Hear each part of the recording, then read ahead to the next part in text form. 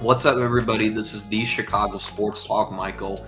Back at it again with another video. What should the Bears do if they decide to move on from Justin Fields? What quarterback will they select?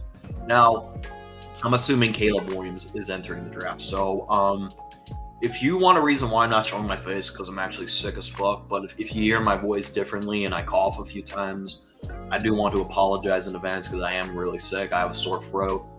And depending, I don't know why I had the ticker up. I had to redo this, but so anyways, let's get right into today's video. Starting off, my first one on this list is Caleb Williams, quarterback out of USC. Now,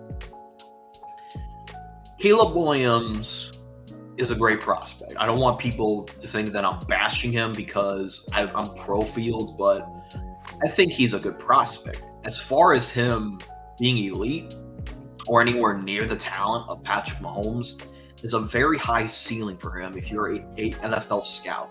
Now, Caleb Williams can be developed to a elite quarterback if he has the right structure. But if you don't have a structure around Caleb, no matter how talented he is, it's not going to result in anything if you have a bad team around him. And I understand you got DJ Moore, you got Cole Kmet, you got wherever you do decide that the second that second pick that you have in the draft, you have to realize that Caleb Williams, even though he is talented by all means, he may be the most talented quarterback in Bears history if we drafted him right now. But at the same time, he needs to be developed correctly. So the flaws of Caleb Williams that I see is flaws I see in Justin Fields. Holds on the ball for too long, always looks for the big play, and in that Notre Dame game, he struggled against top-tier defense. And it's not just Notre Dame, he struggled against top-tier defenses. And you're not always going to have an elite offensive line. The Bears' offensive line, it's they're gelling together, but they still have some flaws of their own. So Braxton Jones may not be the future of left tackle, but we definitely do need a center this free agency or in the draft. So unless Caleb Williams has the time that Jalen Hurts has had last year with the Philadelphia Eagles, where he had all the time in the world to make a play like Jalen Hurts does now, he's going to get sacked a lot his rookie year. And that's just me saying that because, he's not only that he's a rookie, I've seen Caleb Williams at his best and I've seen him at his worst. And the question you have to ask yourself is, can he develop into Mahomes very quickly? I don't think so. It takes time for a quarterback to do that, and with the right coaching system. And people want to bring up, well, what did CJ Stroud have? CJ Stroud actually had a good offensive coordinator his rookie year. And if you don't get the offensive coordinator right, it's the same cycle that the Bears have been repeating for the past 5-6 years that I've been a Bears fan. So can Caleb be Patrick Mahomes? No. But can he be great? Maybe.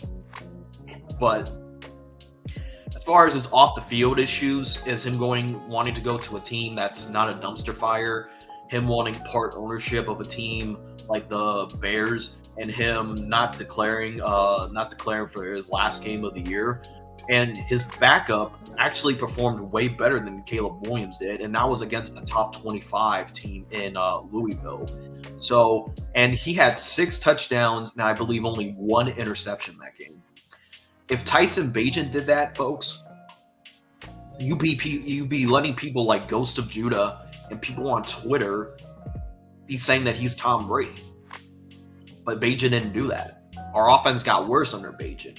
But Caleb doing this, I think if he has a good structure around him, he could be elite. But as far as being, coming in with a dumpster fire franchise and able to turn that franchise around is questions that I have to ask myself. And I'm going to be skeptically optimistic if we get Caleb Williams, because I've seen this cycle way too many times with the Chicago Bears. And My expectations of Caleb Williams are going to be low because you don't expect anything from a rookie his first year. But as time and time goes on, who knows? We've seen crazy things happen in the NFL. So let's get to the next quarterback that I have in this list. Oh, and by the way, Caleb Williams is not – the reason why he's not generational is because of the simple fact that he may not be the first overall pick. I will not be surprised if Drake May or Jaylen Daniels get selected first, because you want to know why? They have more passing touchdowns and I believe less interceptions than Caleb Williams. So I won't be surprised even if the Bears were to take a quarterback, it's not Caleb. So, or any other team for that matter. So let's get into the next quarterback that's on my list. Let me know what you guys think about Caleb. Next quarterback I have on my list is Jaylen Daniels, quarterback LSU. Now, this one is a huge question mark because, yeah, he did win the Heisman Trophy. But I do think he did have a very good season. Even people said that he had better stats than Joe Burrow did his last year at LSU. Now, when it comes to him, I do think he needs to put on better weight before he goes in the NFL. And there's stuff that he needs to work on. Of course, he doesn't take the deep routes like Caleb Williams, but he's like a midfield ranger of a quarterback that you would have won. And I think the only reason why he had the numbers is because he had elite weapons at LSU. Now, you could say the same thing about Justin Fields, but every quarterback has flaws, folks. So, and majority of these quarterbacks that I'm going to go through have flaws on their own. Even though Jaylen Daniels could turn out to be the best prospect of this draft, he does have question marks. I don't think he's better than Joe Burrow than what people are saying. As a scrambler, yes, he does have the ability, but at the same time, like I said, for Caleb Williams, you're not going to have time in the pocket because the NFL is completely different from the NCAA. The NCAA, you have ample amount of time in the pocket, but you're not going to have the best offensive line unless, like I said, you're on the Eagles, and that Eagles offensive line is perfect. I think any quarterback would have. Holy shit, I forgot to put up the ticket, but you get the point. You get the point that I'm trying to make. So let's get into the next quarterback. Number 3 on my list, I have quarterback out of North Carolina, Drake May. Now, I have a lot of question marks about this quarterback, especially as a fan looking at the Trubisky draft. And you really didn't hear much out of Drake May until this year. Kind of like how Trubisky did, his last year in North Carolina. He was projected to be the second best quarterback outside of Deshaun Watson. Now, the problem with Drake May is, he has a talented arm. As you can see, he's delivering a dot just now. But you can make the case the DB should have picked that off because that was a bad defensive, blown coverage. So the problem with Drake May is, I should have said this for Caleb Williams, is both of them turn over the ball a lot, especially in the fourth quarter, same as Justin Fields. But you want to know how that gets fixed, folks? Coaching.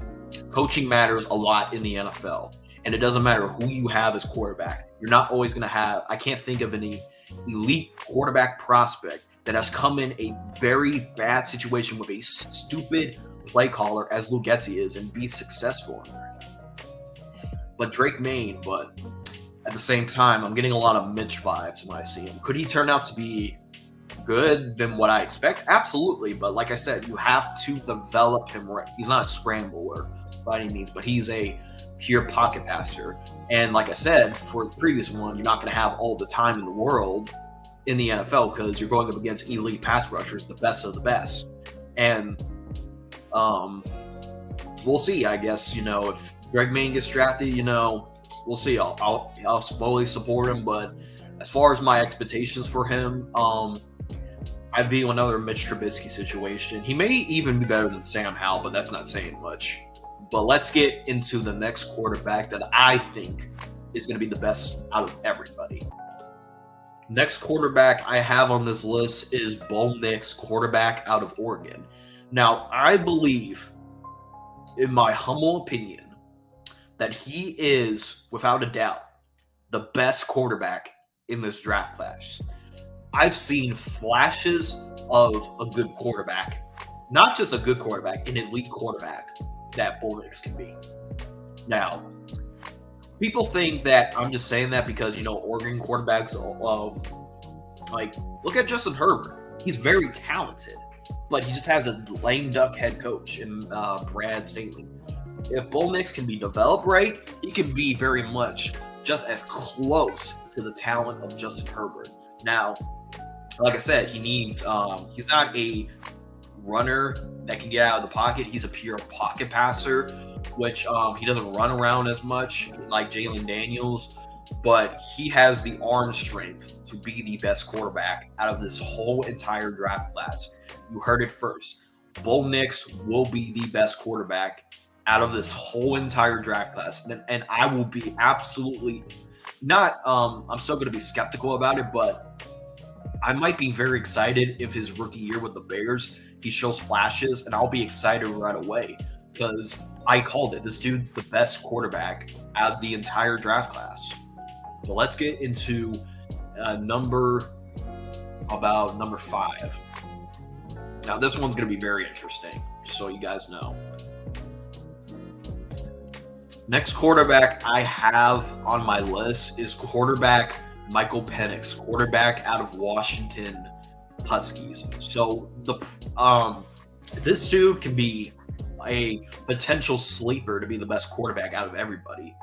But the problem with him is he's had seasons where I can't even remember. Like, he's had multiple surgeries like the past 2 years. Like, if it wasn't for his surgeries, I believe he would go the first overall pick.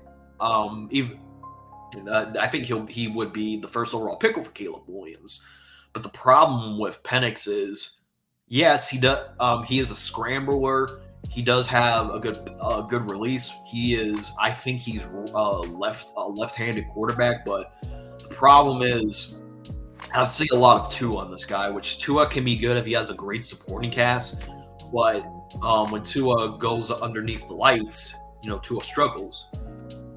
Which this the game against the game against Michigan might have decreased his draft stock, and I won't be surprised if he doesn't get taken in the first round. He most likely, probably, in my opinion, will be a second-round pick.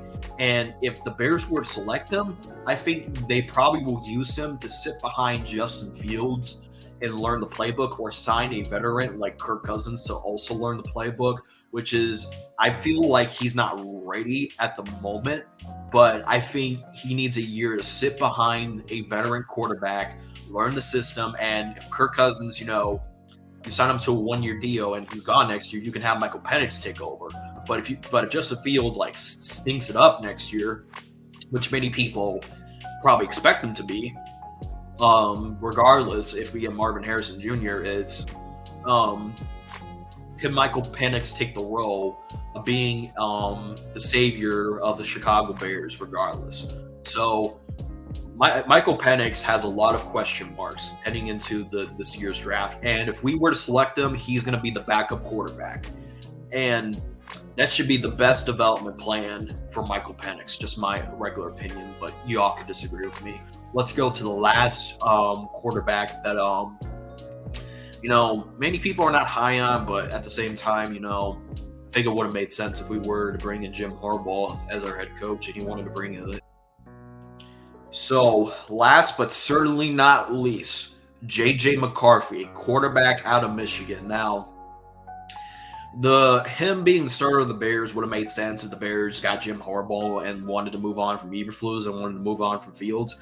That move would have made sense if they got J.J. McCarthy to be the starter, to have Harbaugh draft his guy that he wanted out of Michigan. Now, if we pick J.J. McCarthy, it's not to be the starter, it's to be a backup.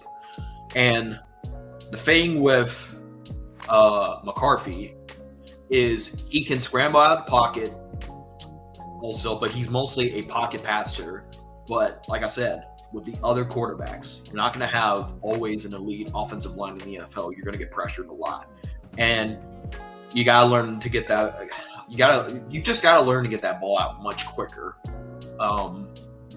Regardless, how it feels, but maybe he could be a sleeper in this draft. I don't know. But as far as him being elite, as him being the next Tom Brady, according to Michigan fans, that's a far reach. So I want to bring it back to me for just a second. I wanted to evaluate the quarterbacks that will be entering this draft, and I'll bring it back right to me for a second.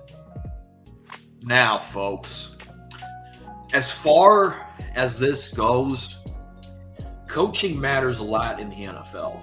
And it doesn't matter who you have under center. You're going to have the same issues as you did with Justin Fields if you don't have a good offensive coordinator. And that's why Luke Getsy got fired. Well, and people forget about this, and I think this is the smart route if you do want to trade Justin Fields or keep him for 1 year and then get rid of him if he stinks it up.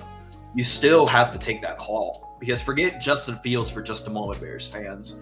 This is Caleb Williams. This is not Caleb Williams versus Justin Fields by all means. This is Caleb Williams, a second and a third for Justin Fields, or 3 first-round picks and a potential star maker that they may enter in that trade offer that they will offer to you. But that's Caleb Williams versus that. So I believe even if you still want to move on from Justin Fields, I still would take the 3 first-round picks, because I want to make sure if it's Justin Fields, Drake May, Bo Nix, Michael Penix, Jaylen Daniels, even Caleb, I want to make sure, even JJ McCarthy, I want to make sure they have the best situation possible to succeed. And even if you're out on Justin Fields, wouldn't you want your quarterback to have Marvin Harrison, who's being compared to Calvin Johnson? Wouldn't you want that for any quarterback that you think that can change the Bears? Even Kirk Cousins, if you do sign him for a year, would you want him to have Marvin Harrison? Of course not. I mean, you would want Marvin Harrison. But as far as this goes, I just wanted to evaluate all the quarterbacks and study them a lot, because I'm going to be doing a lot of homework. And to be honest with you folks, the offseason is underway, and there's a whole civil war thing going on Twitter, Instagram, and YouTube between Bears fans that want to get Caleb Williams or they want to trade back and build around Justin Fields. And I get you're frustrated about Justin Fields, but at the same time, we need to get the offensive coordinator right, regardless who that quarterback is. So anyways, let me know what you think in the comment section down below. Do you agree with me on the situation? As always, thanks for watching, and bear down.